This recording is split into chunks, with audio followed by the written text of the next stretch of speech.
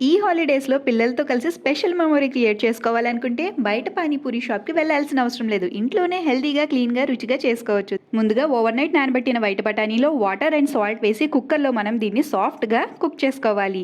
ఆలూని కూడా మనం అదే విధంగా కుక్ చేసుకొని మ్యాషర్ హెల్ప్‌తో సూపర్‌గా మ్యాష్ చేసుకోవాలి. ఉడికించిన బఠానీలు వేసి salt, jeera powder, red chilli powder, amchur powder, dhaniya powder and black salt కూడా వేసి చిన్న ముక్కలుగా కట్ చేసుకున్న ఆనియన్స్, గ్రీన్ చిల్లీస్ అండ్ కొత్తిమీరను కూడా వేసి దీన్ని సూపర్‌గా మనం మిక్స్ చేసుకోవాలి. మీరు కావాలంటే చాట్ మసాలా పౌడర్ కూడా వేసుకోవచ్చు. అంతేనండి, మన ఆలు మసాలా రెడీ అయిపోయింది.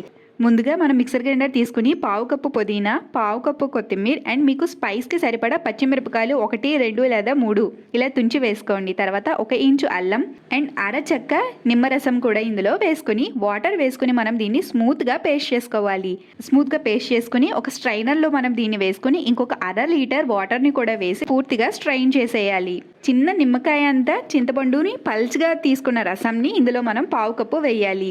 Salt, black salt, dhaniya powder పావు teaspoon, red chilli powder పావు టీ స్పూన్, ఆమ్చూర్ పౌడర్ పావు టీ స్పూన్ లేదా మీరు చాట్ మసాలా కూడా వేసుకోవచ్చు. జీరా పౌడర్ కూడా వేసిన తర్వాత ఒకసారి బాగా మిక్స్ చేసుకోండి.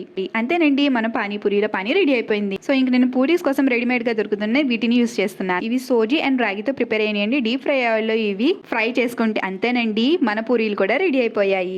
పానీలో నేను కొంచెం బూందీ యాడ్ చేశానండి, అది మంచి క్రిస్పీ ఇస్తుంది. మన పూరీలో ఆలు మసాలా వేసుకొని ఇంకా పానీలో ఫిల్లింగ్ చేసుకుంటే అంతేనండి. ఇంటి వద్ద తయారైన ఈ పానీపూరి బయట తినేదానికంటే చాలా హెల్దీ, క్లీన్. మీకు ఈ వీడియో నచ్చితే లైక్ చేయండి, షేర్ చేయండి.